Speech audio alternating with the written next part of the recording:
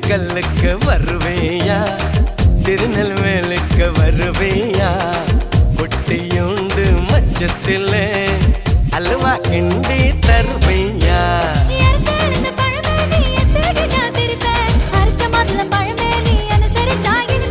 கிடைச்ச முந்தரி பழமே நீ கெட்டதெல்லாம் ஜெயிப்பேன் வெடிச்ச வெள்ளரி பழமே வெக்கம் பார்த்த எடுப்பேன்